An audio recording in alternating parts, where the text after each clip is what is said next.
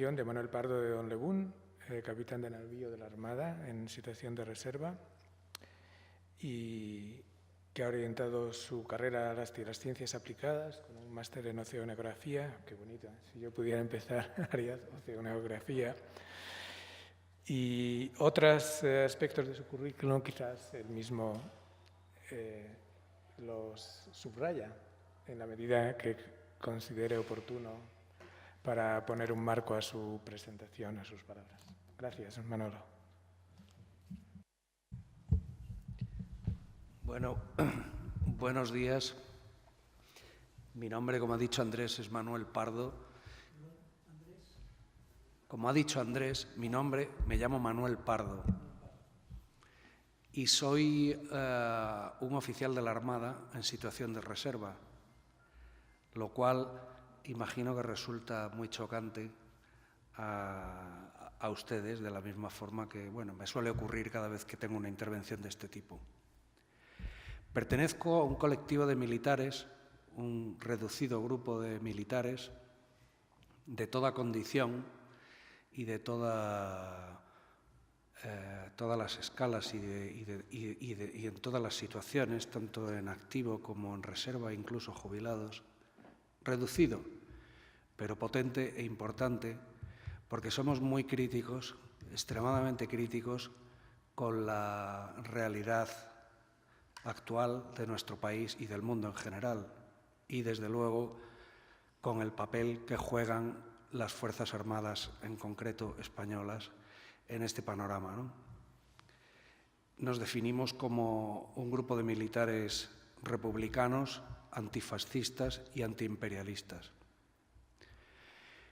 Y supongo que esa es la razón por la que cuando la Alianza de Intelectuales Antiimperialistas decide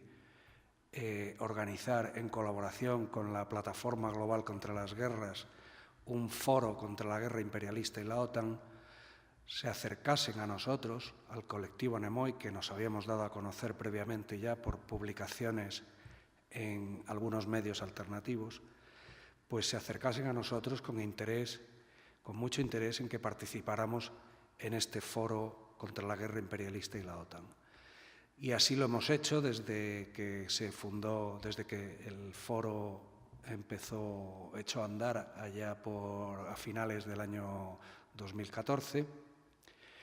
y hemos venido colaborando en los distintos actos que se han venido produciendo, en las intervenciones,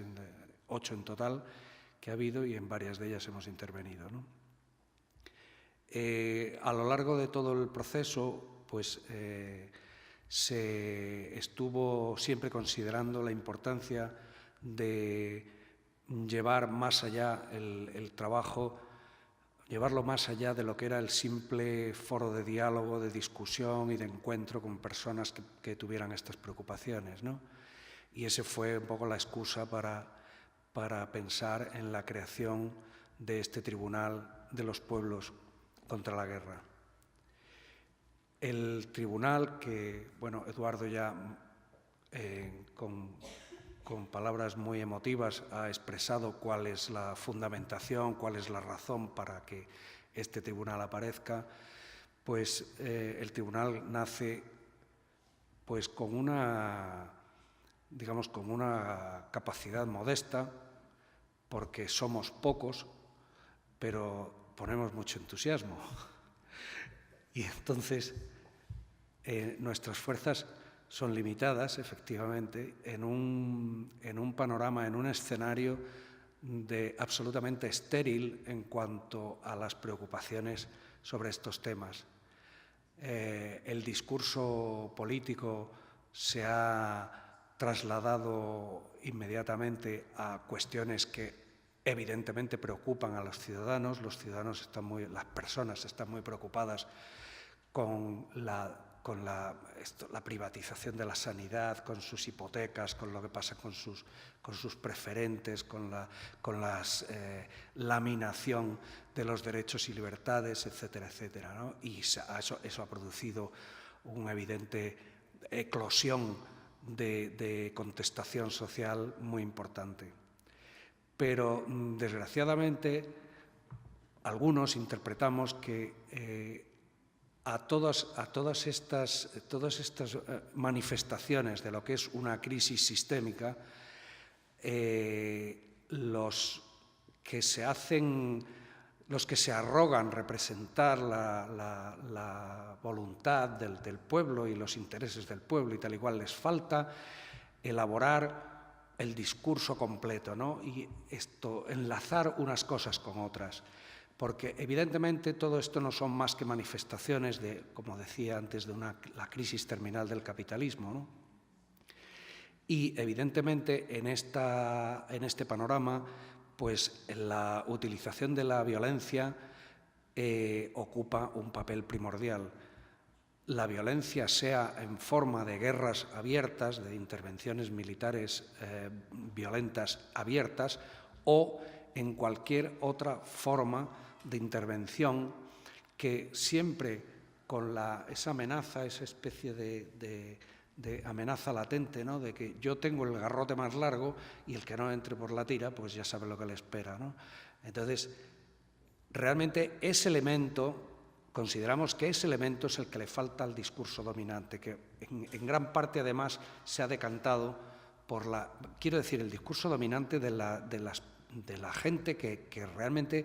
se está echando a la calle y está manifestando su descontento y que ve cómo sus derechos, sus libertades y se vienen dilapidando y perdiendo, ¿no? Falta ese elemento en todo este discurso, ¿no? Es decir, algo que explique que esta situación de aparente bienestar que se ha vivido en general en Europa occidental, en menor medida en España, en el Estado español, esto que llaman el estado del bienestar muy limitado, pero al fin y al cabo, bien, esto no era más que un espejismo y la reivindicación hoy día de una vuelta al estado del bienestar está absolutamente fuera de lugar. Hay muy pocas personas que digan esto. Es decir, que hay que mirar a la realidad de cara a cara. El estado del bienestar en Europa se ha conseguido como una concesión del capitalismo hacia las clases populares en unos momentos en que hubo una situación en que la Unión Soviética representaba verdaderamente un nuevo paradigma para entender el desarrollo de una sociedad y que estaba enfrentado con de manera que el capitalismo tuvo que hacer concesiones y esas concesiones además estuvieron siempre soportadas por las intervenciones que han venido haciendo las potencias occidentales en todas las colonias, bien en su forma directamente de colonia o en sus intervenciones imperialistas posteriores a los procesos de descolonización. Este tipo de actividades se han venido llevando a cabo incesantemente y van adoptando nuevas formas a medida que el tiempo pasa, ¿no? Pero evidentemente el volver a una situación de estado de bienestar donde la explotación de las colonias permitía generar unas plusvalías que luego se podían repartir de alguna forma en una especie de redistribución social, de manera que las migajas llegasen a todo el mundo, esto se ha acabado. Es decir, no es posible esta situación durante más tiempo. Por lo tanto, la cuestión de cuál es en el fondo, en última instancia, el papel del capitalismo en la situación actual no se puede entender si no es comprendiendo cuál es su instrumento, su brazo militar, su brazo ejecutor, su instrumento para llevar en último extremo las condiciones o las cuestiones al terreno donde ellos quieren, ¿no? Esta es la razón por la que nos ha parecido muy importante poner en marcha este tribunal, y el tribunal pretende establecer esa conexión entre todos los fenómenos que se están produciendo y que estamos contemplando, establecer la conexión entre unas guerras que en general el ciudadano las percibe como que son cosas del tercer mundo, son cosas de países donde siempre han sido, en el fondo, unos salvajes que no han sabido esto, no les falta un baño de civilización, son unos brutos y tal y cual, ¿no? Y además, en fin, o sea, un elemento de conexión entre todas esas manifestaciones que se están produciendo de violencia por todas partes, ¿no? ¿Cuál es el papel que están jugando los poderes imperiales en la provocación de conflictos en donde no existían o existían? En fin, en todas las sociedades hay conflictos, como es natural, y cada pueblo tiene derecho a resolver sus propios conflictos por sus propios medios y sin tener que sufrir la injerencia de los poderes ajenos, ¿no? Cuando estos poderes se manifiestan con la mayor de las crueldades y la mayor de las desfachateces, en fin, bueno, entonces todos estos elementos son los que pretendemos. El tribunal obviamente no tiene capacidad para hacer condenas judiciales, como ha dicho Eduardo, pero evidentemente una condena política y social es necesaria en este momento, una condena política y social que ponga en evidencia